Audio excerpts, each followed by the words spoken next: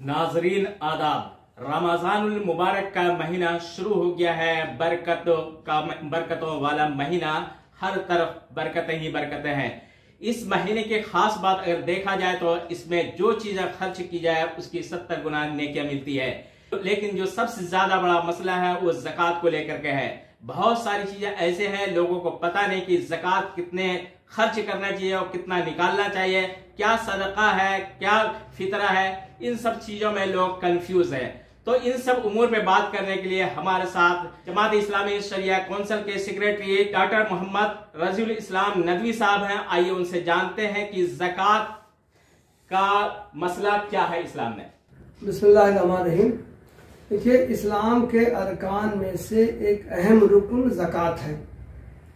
चुनांचे हम देखते हैं कि कुरान मजीद में जहाँ नमाज पढ़ने का हुक्म दिया गया है, फौरन उसके बाद ज़कात का हुक्म दिया गया है। अकीमुस्सलात व आतुज़्ज़कात, युकीमुनस्सलात व यूतूनज़्ज़कात। कुरान करीम में 20 मकामात हैं जहाँ पर कि नमाज के बाद फौरन ज़कात का तज़किरा किया गया है और ये दोनों अमाल को फ़र्ज करार दिया गया है मुसलमानों पर। नमाज तो तमाम मुसलमानों पर हर हालत में फ़र्ज है, अलबत्ता ज़कात सिर्फ मालदार मुसलमानों पर फ़र्ज है। माल की एक मखसूस मिक़दार हो और वो मिक़दार पूरे साल आदमी के पास रहे, तब उस पर ज़कात फ़र्ज होती है। मिक़दार को बयान किया गया है कि 7.5 तोला सोना, 52.5 तोला चांदी या उसके बराबर कैश आदमी के पास रहे और ये चीज़ उसकी बुनियादी ज़रूरत से ज़ायद हो। आदमी की जो बुनियादी ज़रूरियात हैं, खाना, कपड़ा, रिहाइश, ये सब चीज़ें नहीं हैं तो आदमी पहले वो चीज़ें फराहम करे, उस पर ज़कात नहीं है। वो चीज़ें बुनियादी ज़रूरतें फराहम हो गई हैं, उसके पास, आदमी के पास माल है, तो चाहे आदमी के पास सोना हो, चांदी हो या ऐसा माल हो जिसकी वो तिजारत करता हो, तो उस पर ज़कात फ़र्ज होती है 2.5%। बहुत सी चीज़ें हैं उन पर ज़कात फ़र्ज नहीं है। आदमी के पास मकान है, 1 मकान है, 2 मकान है, 3 मकान है, उस पर ज़कात नहीं है।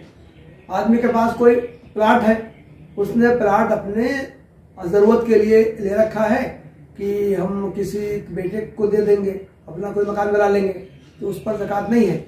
ज़कात सिर्फ माल तिजारत पर आयद होती है।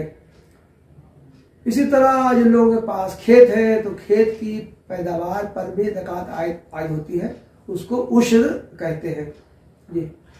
और जैसे एक ये भी है कि क्या ज़कात और सदका दोनों एक ही है या अलग अलग है? जी जी, देखिए, ज़कात फ़र्ज है, सदका फ़र्ज नहीं है।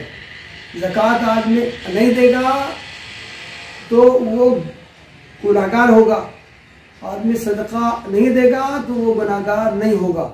मैंने बताया कि ज़कात जो फ़र्ज की गई है वो माल जो निसाब को पहुंच जाए उस पर 2.5% ज़कात फ़र्ज की गई है।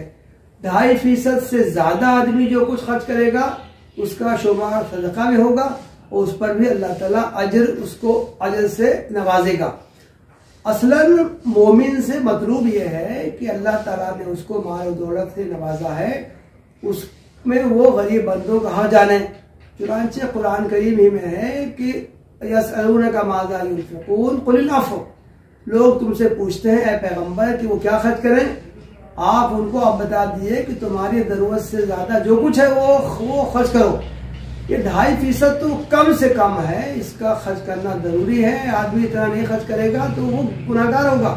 लेकिन मोमिन से ये मतलूब है, जो मालदार है, जिसको अल्लाह ताला ने माल और दौलत से नवाजा है, उससे तो मतलब ये है कि वो शुक्र गुजारे, अल्लाह ताला ने उसको माल दिया है, उस पर शुक्र अदा करने के मकसद से जो गरीब बंदे हैं वो जितना ज़्यादा से ज़्यादा वो सदका कर सकता है उसको करना चाहिए, अल्लाह ताला उस पर उसको अजर देगा। मालदार मुसलमान ज़कात के अलावा भी सदका करेंगे और करना चाहिए तो उनको उसका अजर मिलेगा। जिन लोगों पर ज़कात फ़र्ज नहीं है उन लोगों को भी सदका करना चाहिए।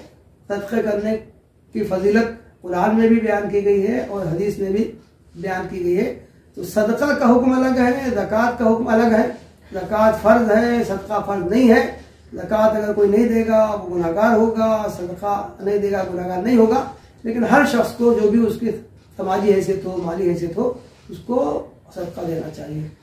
हजरत नौकरी पेशा लोग बेतहाशा है, उन्हें एक तरीके से ये समझ में नहीं आता है कि कितना ज़कात निकालना चाहिए। क्या हमारी जो नौकरी का पैसा आता है माहाना वो पूरे ज़कात में शुमार होता है या नहीं होता है, या फिर जिस तरीके से आता है उस तरीके से ज़कात निकालते रहना चाहिए? देखिए, मैंने अर्ज किया ज़कात का एक निसाब है। आदमी के पास कितना पैसा एक साल तक रहे तब उस पर ज़कात वाजिब होगी। मान लीजिए कि 52.5 तोला चांदी की कीमत फर्ज कर लीजिए कि 40,000 रुपए है, तो आदमी के पास 40,000 रुपए हो या सोना हो चांदी हो और वो एक साल तक उसके पास रहे तब उस पर ज़कात वाजिब होगी। आदमी मान लीजिए कि 1 लाख रुपए उसकी सैलरी है, साल भर में उसको 12 लाख रुपए आए, लेकिन उस पर अगर उसने साल भर से पहले पूरा सैलरी खर्च हो गई है, उसके कई बच्चे हैं, माँ बाप हैं, बीवी हैं, सारा जो कुछ उसको मिला है सैलरी, सारे पैसे खर्च हो गए हैं, तो उस पर ज़कात नहीं है। ज़कात उस पर है कि पैसा जो है ज़कात का निसाब वो उसके पास एक साल तक रहे।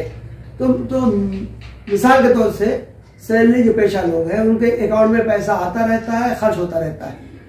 अगर कम से कम ज़कात मान लीजिए कि 40,000 रुपए पर वाजिब होती है तो अकाउंट में पूरे साल 40,000 रुपए होना जरूरी है। मान लीजिए कि आदमी रमजान में हिसाब करता है, हर साल वो देखता है कि उसके पास कितने पैसे हैं ताकि वो ज़कात को निकाले, तो ये जरूरी है कि पूरे साल उसके पास 40,000 रुपए उसके अकाउंट में रहे हों। उसके बाद जो पैसा है, इसका इम्कान है कि वो रमजान में जब हिसाब कर रहा है तो इसके अकाउंट में कुछ पैसा तो होगा जिस पर एक साल गुजर चुके होंगे, कुछ पैसा होगा जिस पर 8 महीने गुजरे होंगे, कुछ पैसा होगा जिस पर 4 महीने गुजरे होंगे। तो जब वो हिसाब कर रहा है तो टोटल पैसे पर उसको ज़कात निकालनी है, चाहे उसके अकाउंट में कुछ पैसे ऐसे हों जिस पर पूरा साल न गुजरा हो।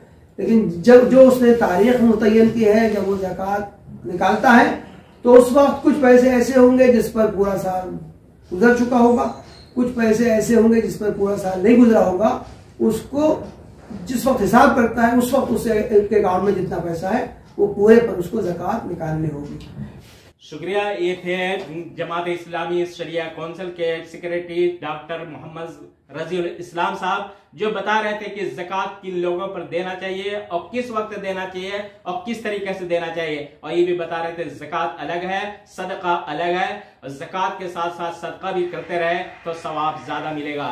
ईटीवी बिहार के लिए दिल्ली से मुफीजुर रहमान।